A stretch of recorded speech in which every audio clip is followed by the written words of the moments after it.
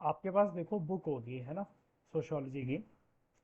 तो ये वाली आ गई है कि नहीं आ गई है? आ गई है, ठीक है। देखो इसके अंदर जो पहला चैप्टर है ना, एक चीज़ बता देता हूँ, अच्छी खबर है। इसके अंदर जो पहला चैप्टर है ये वाला, इंट्रोड्यूसिंग इंडियन सोसाइटी, एक्चुअली में ये हमें कुछ भी करके इंडियन सोसाइटी से इंट्रोड्यूस नहीं करवाता। अगर आप थोड़ा सा इस चैप्टर के नीचे आते जाओगे, 3 पेजेस बाद ही ये बस आपको ये बताने लगता है कि इस बुक में दे क्या रखा है, सेकंड चैप्टर में क्या है, थर्ड में क्या है, फोर्थ में क्या है, ये सब आपको वो बताता रहेगा। और ये चैप्टर आते आते ख़त्म हो जाता है, ठीक है। तो इसका मतलब ये है कि हमें इस बुक का किसी भी एग्ज़ाम के परस्पेक्टिव से, चाहे यूपीएससी हो चाहे सीबीएसई हो, हमें नहीं करना होता, फर्स्ट चैप्टर नहीं करना होता। अपने इंडेक्स से, अपनी बुक से फर्स्ट चैप्टर को फाड़ के निकाल दो, ठीक है। ये हमारे किसी काम का नहीं है। हम बात करेंगे, सच में मत फाड़ देना, इंडेक्स से काट देना, ठीक है। बात करेंगे, हम लोग स्टार्ट करेंगे सेकंड चैप्टर से डायरेक्टली, ठीक है। वो हमारा मेन चैप्टर है, वहीं से हमारी मेन कहानी स्टार्ट होती है।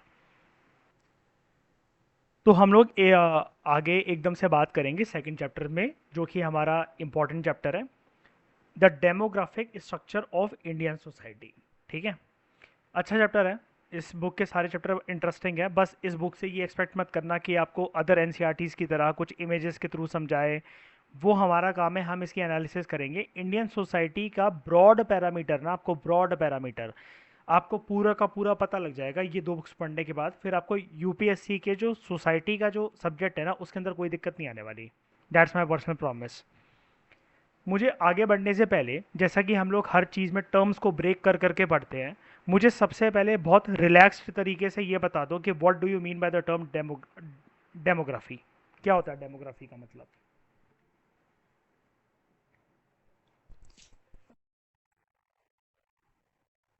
अच्छा, डेमोग्राफी।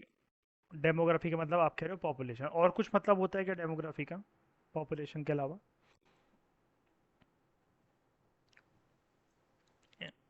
देखो आपने बिल्कुल सही बोला। आप ऐसा बोलो, anything which is related to the study of population is known as demography. फिर उसके अंदर सब कुछ आ जाता है। Birth rate, death rate, sex ratio, male is to female ratio, female is to male ratio, crude birth rate, mortality rate, infant mortality rate.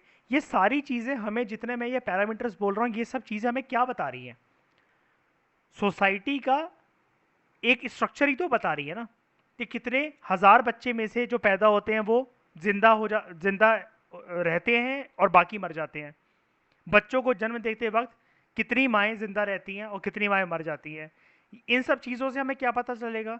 इन सब चीज़ों से हमें, जब हम किसी कंट्री का डेमोग्राफिक स्ट्रक्चर स्टडी करते हैं, सिंपली मैं बोलूँ डेमोग्राफी को स्टडी करते हैं, हमें पता लगता है उस कंट्री के अंदर क्या क्या रिसोर्सेज हैं, जिन रिसोर्सेज की मदद से उस कंट्री की पॉपुलेशन पर ध्यान दिया जा रहा है कि नहीं दिया जा रहा है। जैसे मैटरनल मोर्टेलिटी रेट, बच्चों को जन्म देते वक्त कितनी माएँ मर जाती हैं या कितनी माँ बच जाती हैं। अब जो मर जाती हैं, इसका मतलब ये रेट कम होना चाहिए, बहुत ज़्यादा ज़्यादा तो नहीं होना चाहिए ऐसा इन्फेंट मोर्टेलिटी रेट या फिर मैटरनल मोर्टेलिटी रेट। मैटरनल का मतलब होता है माँ से रिलेटेड, ये हम इस चैप्टर में सीख लेंगे, डोंट वरी। लेकिन सिर्फ एक एग्जांपल के लिए अगर मैं मैटरनल मोर्टेलिटी रेट लूँ कि बच्चों को जन्म देते वक्त कितनी माएँ जीवित रहती हैं, फिर कितनी माएँ मर जाती हैं, अगर मर जाती हैं उस कंट्री में ज़्यादा रेट है इस चीज़ का, तो ये दिखाता है कि प्रेग्नेंट लेडीज़ के कंटेक्स्ट में उस कंट्री का हेल्थ इंफ्रास्ट्रक्चर काफ़ी ज़्यादा वीक है। और मदर्स जब, एक लेडी जब प्रेग्नेंट हो, जब वो मदर बनने वाली हो, तो उसके ऊपर खास तरीके से ध्यान देना चाहिए उस कंट्री की सरकार को, उस स्टेट को, ताकि अच्छे से, एक तरीके से बेटर ट्रीटमेंट मिल सके, और वो भी हेल्दी रहे प्रेगनेंसी के बाद और बच्चे भी हेल्दी रहे। ये मैंने आपको सिर्फ एक एंगल बताया। इसका मतलब आप सोच रहे हो, सिर्फ एक माँ बच्चे को जन्म देते वक्त खुद मर गई अगर, और देश के अंदर अगर ऐसे हमारे पास डेटा है, आंकड़े हैं अगर हमारे पास ऐसे, तो हम लोग डेमोग्राफिक डेटा की मदद से आप ये कह सकते हो कि सोसाइटी में कल को बेटर तरीके से पॉलिसी फॉर्मुलेशंस करे जा सकते हैं, अच्छी पॉलिसीज आ सकती हैं, क्योंकि डेमोग्राफी काफ़ी कुछ डेटा रिवील कर देगी। अगर डेमोग्राफिक डेटा ये कह रही है कि इस कंट्री की पॉपुलेशन के अंदर 50% से ज़्यादा इलिटरेसी है, लोग पढ़े लिखे नहीं हैं, तो डेफिनेटली ये चीज़ ये शो कर रहा है कि in spite of the setting up of schools और कॉलेजेस, या फिर अगर कॉलेजेस और स्कूल सेटअप भी हैं, दो चीज़ें हो सकती हैं, तो ये नहीं है, और अगर हैं तो इनके अंदर जो सिस्टम है एजुकेशन सिस्टम, उसको हमें स्ट्रेंथन करने की ज़रूरत है, उसको हमें स्ट्रांग बनाने की ज़रूरत है। तो आप समझ गए डेमोग्राफी की स्टडी हमारे कहाँ काम आती है। देश में जो जो जैसे मतलब मान लो कि एक कोई स्ट्रक्चर है जिसमें बड़े सारे पुर्जे लगे हुए हैं, वो सिर्फ नट बोल्ट और पार्ट उसके ना वीक पड़ गए हैं, हमें उनको कस कस के टाइट कर करके उस स्ट्रक्चर को बिल्कुल ठोस बना देना है। वो चीज़ रिवील कैसे होगी? ये एक एक नट है क्या? ये एक एक नट है different different parameters of demography. And what is demography? जैसा कि आपने स्टार्टिंग में कहा, the simplest form of definition of demography is study of population या anything, any data, any statistics which is related to the population, which shows कि मतलब कैसी population है पूरे देश की, उसको कहते हैं डेमोग्राफी। और अच्छे से समझ में आ जाएगा, लेकिन मुझे बता दो इंट्रोडक्शन में कोई दिक्कत तो नहीं? ठीक है। आगे बढ़ने से पहले इसकी आई थिंक आपने एक सेपरेट कॉपी बना ली होगी, है ना, रखे होगे अपने पास आज। तो आज उस पर आगे बढ़ने से पहले एक चलो पहले मैं पढ़ा देता हूँ, फिर हम क्वेश्चन बना लेंगे, कोई टेंशन नहीं है। डेमोग्राफी, ठीक है। सबसे पहले आज मीनिंग डिस्कस करते हैं डेमोग्राफी का। डेमोग्राफी, जैसा कि आपने बोला, बिल्कुल वही डेफिनेशन है। सिस्टमैटिक स्टडी होती है पॉपुलेशन की, जनसंख्या की या जनता कह लो, उसकी एक सिस्टमैटिक स्टडी होती है।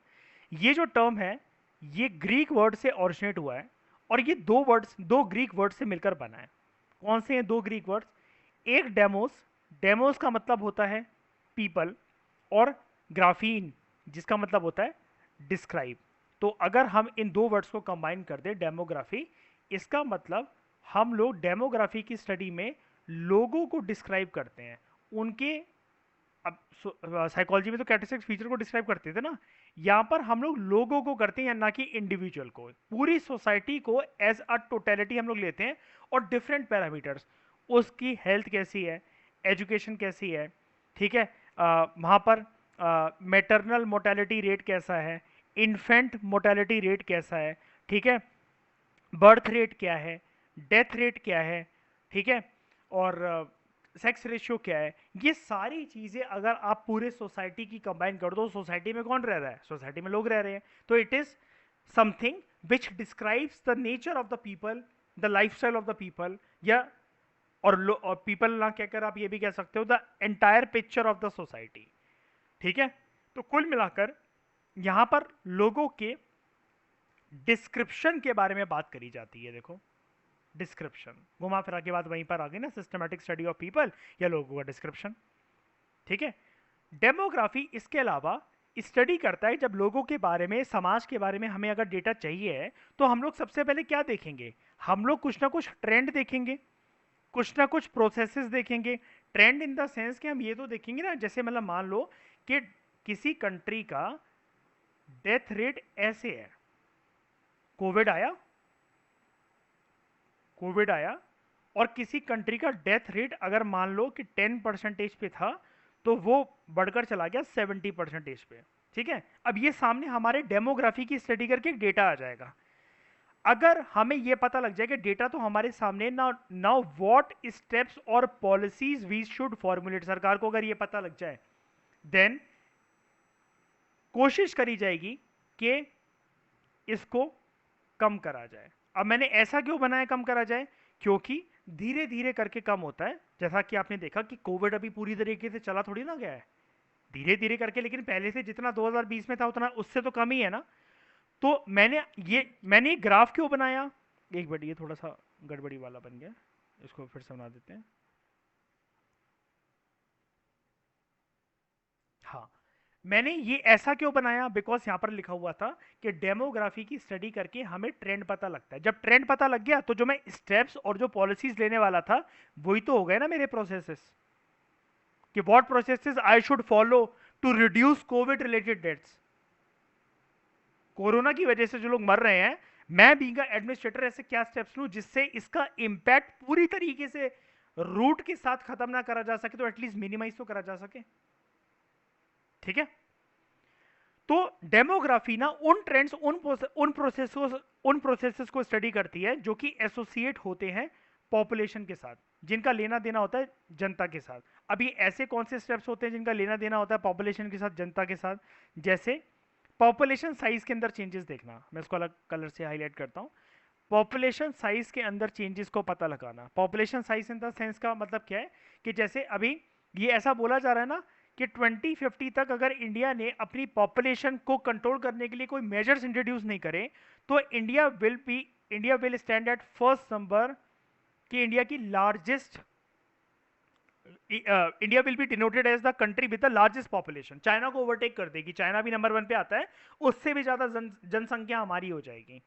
तो ये अच्छी बात है कि बुरी बात है? फर्स्ट आने भी कहां बैठे हैं पॉपुलेशन को बढ़ाने? क्योंकि पॉपुलेशन का बढ़ना, आप मुझे बताओ, अच्छी बात होती है कि बुरी बात होती है? अच्छे बुरे से मतलब नहीं है कशिश, मैंने आपको यूपीएससी की क्लास में बताया था। बात यहाँ पर ये होती है कि यार अच्छी, अगर चलो ठीक है ज़्यादा भी है, लेकिन उसके लिए फिर कम से कम तुम उसको सारी वो फैसिलिटीज इंश्योर करो उनको। फैसिलिटी को हम लोग क्या कहते हैं, याद है वो इकोनॉमिक्स वाली टर्म जिसको मैंने बताया था? ह्यूमन कैपिटल फॉर्मेशन उनका करवाओ, है ना? हेल्थ, एजुकेशन, ट्रेनिंग, इन सब पर, स्किल्स डेवलपमेंट, इन सब पर खर्चा करे सरकार, ताकि एक बेटर ह्यूमन जो कि कंट्री की ग्रोथ को आगे लेकर जाए, बूस्ट करे, उसकी ग्रोथ के लिए रिस्पॉन्सिबल हो, ऐसी जनसंख्या खड़ी करनी पड़ेगी हमें। लेकिन अभी अभी सेकंड पे चल रहा है इंडिया, और मैंने आपको एक पैटर्न बताया था हमारा, कि हमारा एक ऐसा पैटर्न चल रहा है कंट्री का जिसके अंदर यंगेस्ट ग्रोइंग पॉपुलेशन हमारे पास है, इसका एडवांटेज ले सकते हैं, डेमोग्राफिक डिविडेंड हमारे फेवर में है। सबसे ज्यादा youngest population, young age population वाले लोग, हम यंग एज कैटेगरी वाले लोग हमारी पॉपुलेशन का पार्ट है, मैंने बताया था ना। और इंडिया फायदा उठा सकता है इस चीज का, लेकिन इंडिया कुछ प्रयास ही नहीं कर रहा उस डायरेक्शन में। बड़े सारे आर्टिकल्स ये कहते हैं, बड़े सारे इकोनॉमिस्ट का ये कहना है, बड़े सारे सोशियोलॉजिस्ट का ये कहना है। अब वो कैसे कह पा रहे हैं कशिश वाली चीज? सिर्फ डेमोग्राफी के पैटर्न को स्टडी करके। इतनी हेल्प होती है डेमोग्राफी से। Demography is just like a chart of stocks market and crypto, कि अगर एक चीज, अगर आपको पैटर्न पता लग जाए, then you can take proper requisite action, कि अब मेरे को क्या करना है, बाय करना है कि सेल करना है। समझ गए? ऐसे ही अगर एक बारी मुझे पता लग जाए कि जनता की स्थिति है क्या, सोसाइटी की स्थिति क्या है, समाज में चल क्या रहा है, क्या कोई महामारी आई है, कोई बीमारी है, क्या जनता ओल्ड होएगी आने वाले टाइम में, या यंग होगी?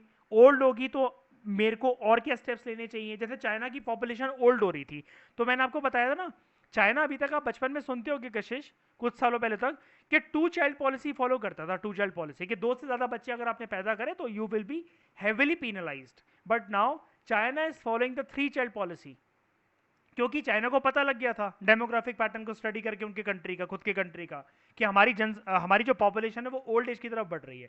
इंडिया को खास तरीके से पता है कि इंडिया के पास ये जो एक एडेड एडवांटेज है 2050, 60, 70 तक, कि उसके पास यंग एज पॉपुलेशन के हिडन पोटेंशियल को पॉलिश कर कर देश की ग्रोथ में, जीडीपी में, इंटरनेशनल नेम फेम कमाने में, इन्वेंशन इनोवेशन करवाने में, इकोनॉमी में गियर लगाने के चांसेस हैं, पूरे पूरे चांसेस हैं। लेकिन इंडिया उस डायरेक्शन में जिस तेजी से कदम लेने चाहिए वो नहीं ले रहा है। प्रोग्राम बनाकर रख दिया वेक इन इंडिया, क्या हो जाएगा भाई उससे?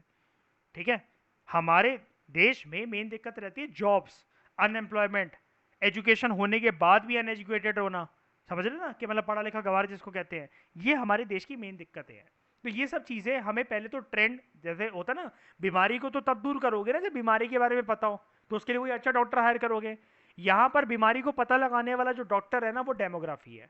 उसके बाद जो दवाइयाँ आपने खानी है वो ट्रेंड और प्रोसेसेस हैं। फिर आप ठीक हो जाओगे जब आप इन सारी चीज़ों को स्टडी करोगे। वो चीज़ें क्या हैं? जैसे डेमोग्राफी हमें ये बताता है कि पॉपुलेशन से जुड़े जुड़े क्या क्या ट्रेंड्स और प्रोसेसेस हैं। जैसे मैंने आपको बताया, number 1, changes in population size, और पॉपुलेशन साइज के बारे में मैंने आपको बहुत डिटेल में पॉइंट बता दिया। उसके बाद क्या पैटर्न है, शुरू में ही बताया ना आज की क्लास में, देखो क्या पैटर्न है, बर्थ का क्या पैटर्न है, डेथ का क्या पैटर्न है, माइग्रेशन का क्या पैटर्न है। अब माइग्रेशन का पैटर्न आप कहोगे कि यार ये चीज जानना क्यों इंपॉर्टेंट है यार, माइग्रेशन का पैटर्न? बर्थ डेथ का तो समझ में आया था, चलो बर्थ रेट अच्छा है तो ठीक है, लेकिन बहुत ज्यादा भी नहीं होना चाहिए कि पॉपुलेशन ब्लास्ट कर गई, एक्सप्लोर कर गई, देश के पास उतने रिसोर्सेज ही नहीं बचे जनता को खिलाने के लिए। रिजल्ट क्या हुआ? पॉवर्टी, भुखमरी, अनएम्प्लॉयमेंट। ये भी चीज होती है।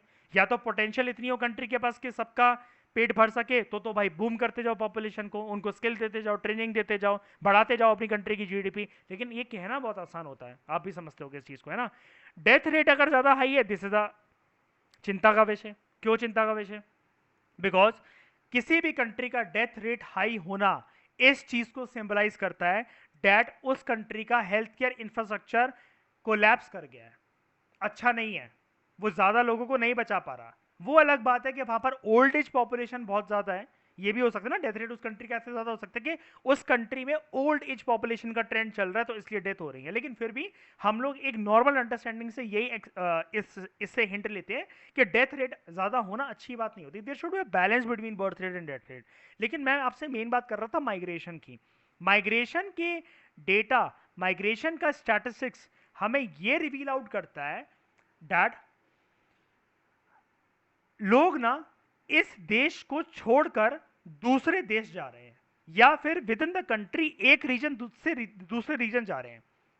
दैट मीन्स कशिश, अगर आप फरीदाबाद छोड़कर कर को दिल्ली आ रहे हो जॉब के पर्पज से, और डेफिनेटली वहां पर फरीदाबाद में ज्यादा कोई अपॉर्चुनिटी नहीं है एज कंपेयर टू दिल्ली, ये वाली बात क्लियर है।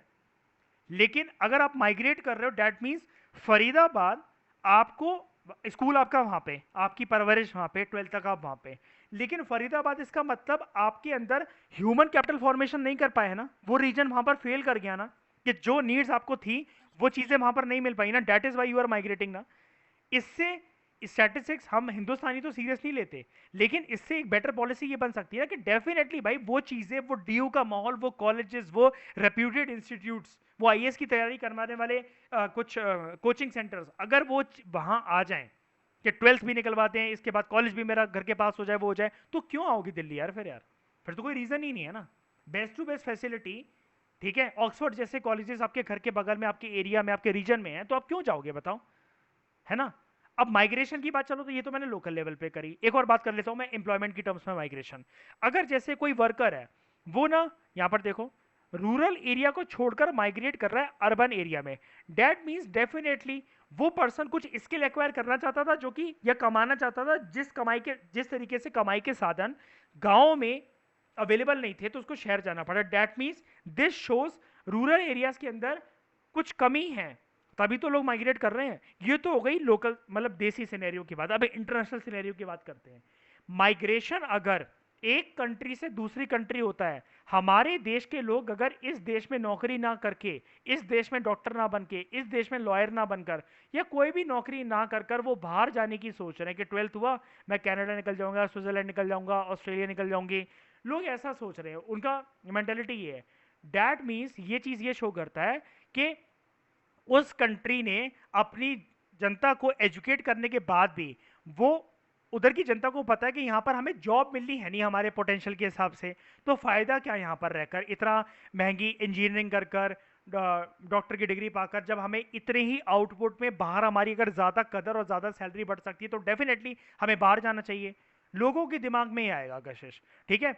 और इसी को हम लोग कहते हैं, जब एक बहुत ही काबिल इंसान इस देश में नौकरी ना करके दूसरी देश में अर्निंग के सोर्सेज ढूंढता है, फायदा किसको होगा?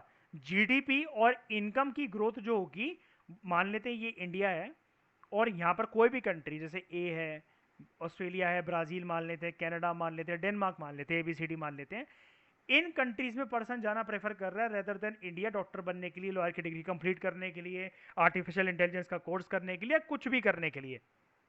दिस शोज हम अपने टैलेंट को एब्जॉर्ब नहीं कर सके, हमने उसको लूज कर दिया, and this phenomena is called as brain drain. बताया था ना मैंने यूपीएससी की क्लास में, इकोनॉमिक्स में पढ़ा था जब हमने, ब्रेन ड्रेन, ठीक है। कि वो कुछ ऐसे अच्छे दिमाग वाले लोग जो कि इस देश की एक ग्रोथ को आगे लेकर जा सकते थे, लेकिन देश ने उनकी कदर नहीं करी, और वो जाकर उतने ही काम कर कर, उतने ही पोटेंशियल के साथ दूसरी कंट्री में अपना आउटपुट दे रहे हैं, एंड उनको पर्सनल सेटिस्फेक्शन भी मिल रही है, और अल्टीमेटली उन कंट्रीज का फायदा हो रहा है। आप उठाकर देख लो कशिश इतिहास, पेप्सी की सीईओ, माइक्रोसॉफ्ट सीईओ सुंदर पिचाई का नाम आपने सुना होगा, कितने सारे लोग, ये लोग अमेरिका में काम करते हैं। हम लोग जब पॉलिटिकल साइंस की अभी एनसीईआरटी पढ़ेंगे ना, तो जब थर्ड चैप्टर पे आएंगे हम लोग कोल्ड वॉर, ये सॉरी यूएसए की हेजीमनी पर, उसमें आप ये देखोगे कि 3 lakh Indians work in silicon valley. Silicon valley USA में एक जगह है, वहां पर काम करते हैं वो। ठीक है, एक जगह है, वर्किंग सेंटर है। इसका मतलब 3 लाख इंडियन। अब ये सिलिकॉन वैली में काम करने वाले कोई रोड छाप तो होंगे नहीं, बड़ी बड़ी इंजीनियरिंग कंप्यूटर की डिग्रियां लेकर वहां पर गए होंगे, एजुकेशन कंप्लीट करी होगी अपनी पूरी प्रॉपर तरीके से। लेकिन यही सिलिकॉन वैली माइक्रोसॉफ्ट जैसा काम, एप्पल के प्रोडक्ट्स की मैन्युफैक्चरिंग का काम, पेप्सी की सीईओ बन जाना, ये सब एनआरआईज ही क्यों बन रहे हैं हमारे देश में? हम ये टैलेंट क्यों नहीं एब्जॉर्ब कर पाए? बिकॉज हमारा देश मौका नहीं देता। ये चीज हम कैसे कह सकते हैं? Through the trend and through the trend and processes of demography.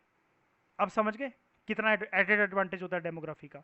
और भी पॉइंट्स है डिस्कस करने के लिए, और डिस्कशन करते हैं। देखो, हमें डेमोग्राफी की मदद से पॉपुलेशन का size, pattern, birth rate, death rate, migration rate, ये सब देखने को मिला। इसके अलावा हमें स्ट्रक्चर और कॉम्पोजिशन भी देखने को पता लगता है कि पॉपुलेशन का स्ट्रक्चर और कॉम्पोजिशन क्या है। स्ट्रक्चर और कॉम्पोजिशन अभी मैंने आपको बताया ना कि वहां पर रिलेटिव प्रोपोर्शन कितना है, मतलब क्या औरतें ज्यादा हैं इस कंट्री के अंदर, मर्द ज्यादा हैं, अलग अलग एज के ग्रुप लोग कौन रह रहे हैं, क्या यंग एज पॉपुलेशन ज्यादा है या ओल्ड एज ज्यादा है। ठीक है, male is to female ratio ज्यादा है, female is to male ratio ज्यादा है, क्या सेक्स रेशियो पॉजिटिव है, क्या सेक्स रेशियो नेगेटिव है।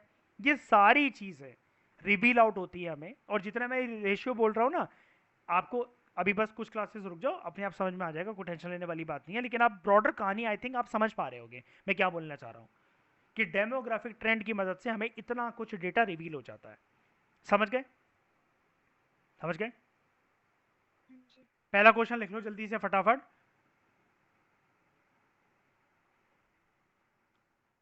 एक्सप्लेन द नहीं सर, ऐसे लिखो, define the term demography. Define the term demography.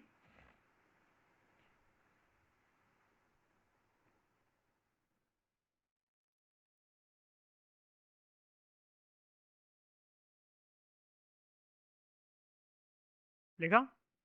इसी का सेकंड पार्ट लिखना। व्हाट डज डेमोग्राफिक स्टडीज, नहीं, what are the benefits of demographic studies? What are the benefits of demographic studies?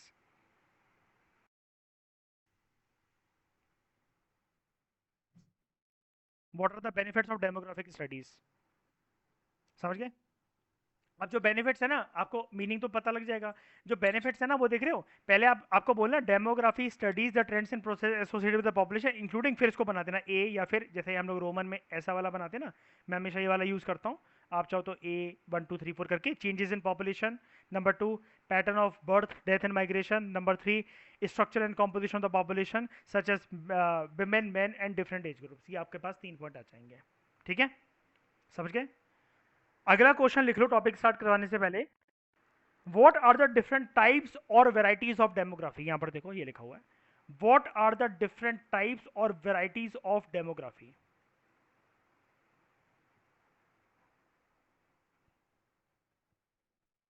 Different varieties of demography. मैं ऊपर वाले part को 1 minute erase कर रहा हूँ ताकि हम नए टॉपिक को आराम से हाईलाइट वगैरह कर सकें। आई होप आपने लिखना मार्क बाक कर लिया होगा सर। यहाँ पर देखो, what are the different varieties और टाइप्स ऑफ डेमोग्राफी। ठीक है,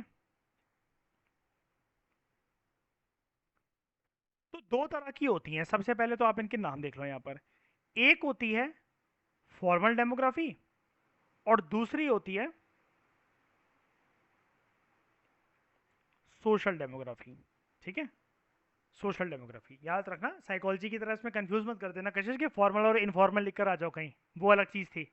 ठीक है,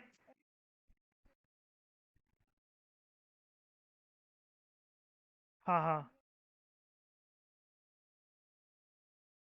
हाँ हाँ हाँ हाँ, तो वही मैं कह रहा हूँ, इसलिए दिमाग में ना, क्योंकि हमारा क्रिस क्रॉस कनेक्शन कनेक्शन कर जाता है ना, इस वजह से। ठीक है, तो टाइप्स और वेराइटीज ऑफ डेमोग्राफी में सबसे पहले हमारे पास है नंबर 1 टाइप जो हमारे पास है, वो है फॉर्मल डेमोग्राफी।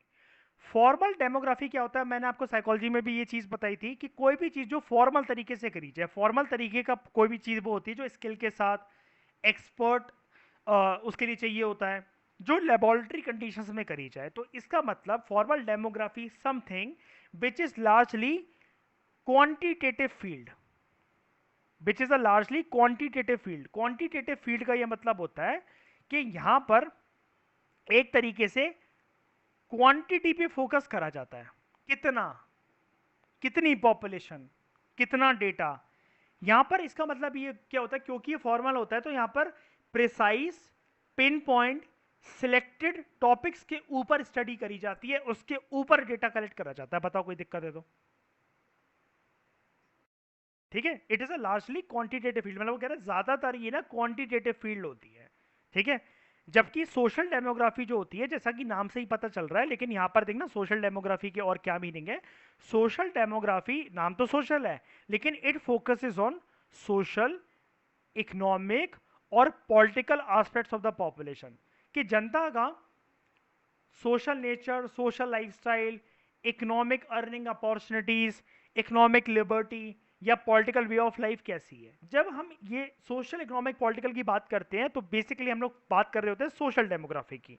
लेकिन जब हम किसी भी पॉपुलेशन से जुड़े हुए एंगल को, उसके ट्रेंड को, उसके ग्राफ को, उनके डेटा को जब हम क्वांटिटी वाइज कैलकुलेट करते हैं ना, कि जैसे 63.4% is the literacy rate, 93.4% is the crude mortality rate, 15.4% is the infant mortality rate। अब ये प्रिसाइजनेस में बात हो रही है, ये तो मैंने नंबर बोले। ऐसे ग्राफ्स भी बनते हैं, पाई चार्ट्स भी बनते हैं, है ना, कुछ भी बनता है, मतलब ऐसा करके ना ट्राइंगल करके कि इंटरकनेक्शन दिखाया जाता है, परसेंटेज इसकी फॉर्म में होते हैं। कुल मिलाकर हमारे पास अगर किसी चीज का नंबर अवेलेबल हो, देन वी कैन से कि वो चीज ना फॉर्मल डेमोग्राफी का पार्ट है। लेकिन जब हम सिर्फ नॉर्मल नॉर्मल तरीके से सोशल, इकोनॉमिक और पॉलिटिकल एस्पेक्ट्स के साथ डील करते हैं पॉपुलेशन की, वो सोशल डेमोग्राफी का पार्ट है। ठीक है, हर तरह की डेमोग्राफिक स्टडीज, आगे यहां पर देखो, हर तरह की डेमोग्राफिक स्टडीज जो होती हैं वो बेस्ड होती हैं काउंटिंग के ऊपर या फिर एन्यूमरेशन के ऊपर। सच एस, मतलब काउंटिंग और एन्यूमरेशन क्यों? क्योंकि मैंने आपको शुरू में ही बताया ये चैप्टर स्टार्ट करने से पहले, भाई demography is all about data collection, तभी तो पॉलिसी आ पाएगी। And data is always expressed in number, Kashish. Data number, ज्यादातर तो नंबर में ही अगर हो तो बेस्ट है ना। वैसे तो अलग अलग फॉर्म में भी हो सकता है, परसेंटेजेस में हो सकता है, ग्राफ में हो सकता है, ये देखो यहाँ पर पाई चार्ट्स की फॉर्म में हो सकता है, लेकिन पाई चार्ट की फॉर्म में भी फिर वो परसेंटेज में आता है, ग्राफ में भी कभी कभार परसेंटेज नंबर्स में आता है।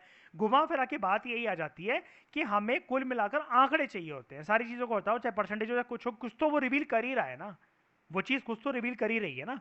तो सारी डेमोग्राफिक स्टडीज जो होती हैं वो काउंटिंग और एन्यूमरेशन के प्रोसेस के ऊपर बेस्ड होती है। एन्यूमरेशन और काउंटिंग का मतलब एक ही होता है, कंफ्यूज मत हो जाना कि एन्यूमरेशन का मतलब क्या होता है। एन्यूमरेशन का मतलब होता है नंबरिंग, मतलब किसी भी चीज को अगर मैं नंबरिंग कर रहा हूँ ना, 1 2 3 4, ये ज्यादा है, ये कम है, ये उससे ज्यादा बढ़ने लगा है, इंडिया इससे ज्यादा आगे निकलने लगा है, इंडिया की जीडीपी इससे ज्यादा पीछे हो गई है, that means I am enumerating on the basis of the number, I am listing something.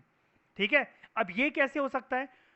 Sociology के अकॉर्डिंग और इकोनॉमिक्स के अकॉर्डिंग, ये दो चीजें कॉमन है यहाँ पर, सोशियोलॉजी और इकोनॉमिक्स के अकॉर्डिंग, जनता के बारे में अगर आपको नंबर्स कलेक्ट करने हैं, आंकड़े कलेक्ट करने हैं, द बेस्ट वे इज कि अगर आपको टेम्परेरी कलेक्ट करना है तो, और किसी एक टॉपिक के ऊपर कलेक्ट करना है, तो आप सर्वे करो, तो आप सर्वे करो। लेकिन अगर आपको पूरे जनता का डेटा चाहिए, फिर आप मतलब पूरी कंट्री का डेटा चाहिए, पूरी कंट्री की जनता का, और फिर आप उसके बाद पूरी कंट्री लेवल पर कोई पॉलिसी चेंज लेकर आना चाह रहे हो, या पॉलिसी में ट्विस्ट लेकर आना चाह रहे हो, या फिर कुछ चीज आपको चेंज करनी है, मोल्ड करनी है, ट्रांसफॉर्म करनी है, अमेंडमेंट करनी है, देन यू कैन यूज 10 साल में एक बार कंडक्ट होने वाला सबसे ज्यादा comprehensive survey, which is called as country का सेंसस। कंट्री का सेंसस। मुझे कशिश एक चीज बताओ आउट ऑफ द कंटेक्स्ट, कि सेंसस को कौन कंडक्ट करता है? Who conducts census? बताओ, मैंने बताया था आपको यूपीएससी क्लास में, जल्दी बताओ। याद है कि नहीं है? भूल गए? हम्म। अच्छा, मुझे चलो ये बता दो, सेंसस का भी मैं बताता हूँ, लेकिन उससे पहले मुझे ये बता दो जरा कि सेंसस में और सर्वे में क्या डिफरेंस होता है, ये भी बताओ चलो।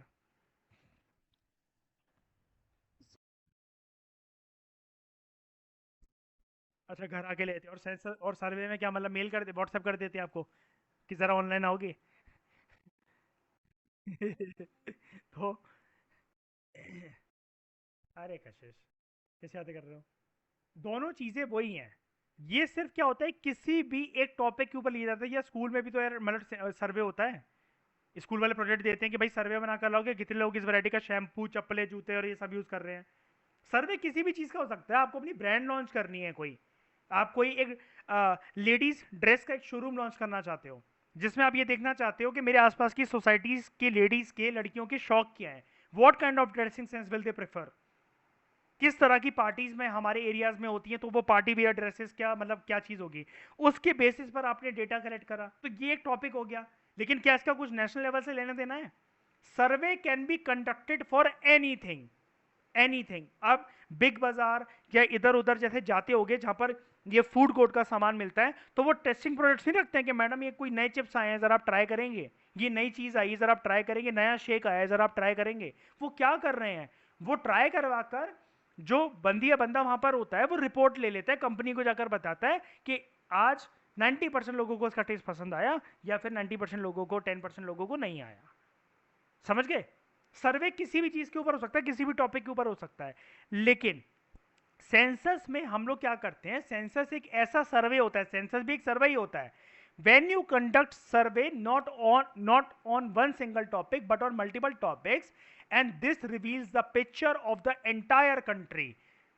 अब जब पूरे देश के पिक्चर को रिवील करना है, तो डेटा भी तो भयंकर लेवल पर अलग अलग कैटेगरीज के होंगे ना, मेल कैसे हैं, फीमेल कैसे है, ट्रांसजेंडर की सिचुएशन कैसी है, रूरल एरिया की सिचुएशन कैसी है, लोगों की अर्निंग कैसी है, सरकारी नौकरी ज़्यादा अच्छी है, प्राइवेट नौकरी ज़्यादा अच्छी है, लोगों कोविड के बाद कैसा लोगों को वो फील हुआ, क्या हेल्थ इंफ्रास्ट्रक्चर से लोग खुश हैं, क्या सरकार के रिस्पॉन्स से लोग खुश हैं, क्या डेमोग्राफी, क्या डेमोक्रेसी फॉर्म ऑफ गवर्नमेंट से लोग खुश हैं, पार्लियामेंट्री फॉर्म ऑफ गवर्नमेंट क्या लोगों को बेस्ट लगती है। हर चीज़ के ऊपर जब वो केस स्टडी होती है, क्योंकि हम लोग क्यों पढ़, मैंने पॉलिटिकल एग्जाम्पल इसके अंदर या इकोनॉमी एग्जाम्पल क्यों दिया, यहाँ पर देखो अभी हमने बोला ना, सोशल डेमोग्राफी भी तो सोसाइटी का पार्ट है, which talks about social, economic and political parameters. तो जब सेंसस एक ऐसा कंडक्ट करा जाता है जो कि नेशनल लेवल पे पूरे देश की पिक्चर को रिवील करे, और 10 साल में एक बार कंडक्ट हो, वो होता है, ऐसा सर्वे होता है सेंसस। 10 साल में एक बार कंडक्ट करे जाने वाला सर्वे। तो क्या है, सर्वे तो अनलिमिटेड बार किसी भी टॉपिक के ऊपर कितने भी बार कंडक्ट कर लो, क्या दिक्कत है? ठीक है। तो ये जो सेंसस और सर्वे की वजह से जो हमें आंकड़े मिलते हैं, आप नीचे देखो, यहां पर हमारे पास ये इन दोनों के टूल्स की मदद से, सर्वे और सेंसस की वजह से मदद से एक सिस्टमैटिक कलेक्शन ऑफ डेटा हमारे पास आ जाता है कि किस तरीके के लोग रिसाइड कर रहे हैं एक स्पेसिफिक टेरिटरी में। ठीक है, सॉरी किस तरीके के नहीं, जो लोग रिसाइड कर रहे हैं कि स्पेसिफिक टेरिटरी में, वो उनके ऊपर जो डेटा है वो किस किस तरीके का अवेलेबल है। अब वो तरीका क्या मैंने अभी आपको ऊपर बताया, क्या वहाँ पर मेल्स आता है, फीमेल्स आता है, हेल्थ इंफ्रास्ट्रक्चर अच्छा है, एजुकेशन सिस्टम कैसा है, स्कूल कॉलेजेस कैसा है, डिग्रियाँ जो मिलती हैं उसकी रेलेवेंस कितनी है, जॉब कैसी है, एम्प्लॉयमेंट अपॉर्चुनिटी की क्या सिचुएशन है, लिटरेसी रेट कितना है, फीमेल लिटरेसी रेट कितना है, सेक्स रेशो कितना है, बर्थ रेट कितना, इन्फेंट मोर्टेलिटी रेट कितना, क्रूड मोर्टेलिटी रेट कितना, मैटरनल मोर्टेलिटी रेट कितना। बस इससे ज़्यादा नहीं बोल पाऊँगा। बाकी जो है हमने इंट्रोडक्शन तो आज अच्छे से स्टार्ट करा है इसका, ये इंपॉर्टेंट भी था। आप कहोगे सर्वे की पैराग्राफ भाई अभी इतना आधा घंटा लगा दिया, लेकिन इंपॉर्टेंट था यार। क्या बताऊँ, ये चीज़ अगर क्लियर हो गई है तो ये चैप्टर में कोई दिक्कत नहीं आने वाली फिर आगे चलकर। ठीक है, तो बाकी की बातें हम लोग नेक्स्ट लेक्चर में करते हैं।